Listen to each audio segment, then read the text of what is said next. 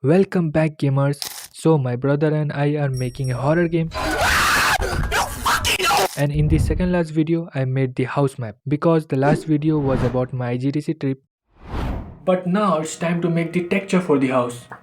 If you are wondering how this creature is supposed to do all the artistic stuff that takes people years to master, then YouTube.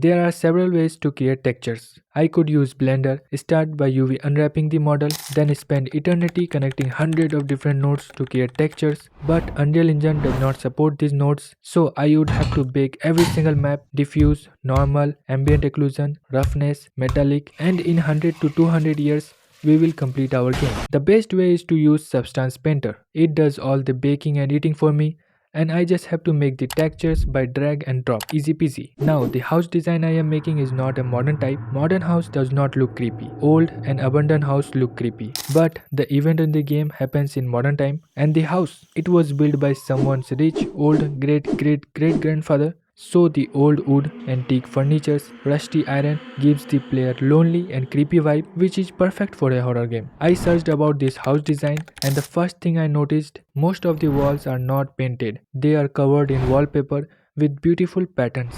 So I woke up my inner artist to design some patterns, and if I use these designs, then hello. Hi. This game is terrible. Who came up with these designs? This is shit, bro. Did you even try? I mean, seriously, do you think people are going to pay for this? So I asked my sister for help because girls are good at arts. I don't know why, but it's in their DNA. And she came up with this design. Very cool. Then I turned it into a black and white image to use as an alpha texture, and in Substance Painter I made the wallpapers. Why does this look like clothes? Good, much better. I made two more color variations and slapped them on the walls. Next, the floors. In these type of houses, the floors are wooden. So I created a wooden floor, baked it on a plane and textured it. If you didn't know, you can bake a high poly object onto a low poly one for optimization, but that's another topic. And in this case, I made the high poly version to bake the normals for creating the wooden floor material, and it's starting to feel like a house. Have you noticed how in games doors are indestructible? Push them, shoot them, throw grenades, they won't move an inch. So I asked my brother to code a door that reacts to the player and environment, and he made it. Now this is a real door. You can push it, throw something at it, and it will react accordingly.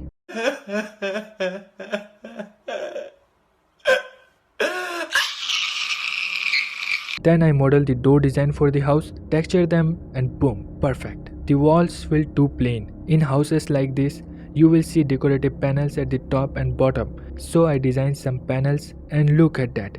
Now it's feel like a real creepy yet beautiful house. Until now I have been using temporary stair models to go to the upper floors. It was time for a proper staircase. I researched different designs, mixed a bunch of them and created something simple yet impressive. Then I designed railings, textured everything and perfectly placed them in the house.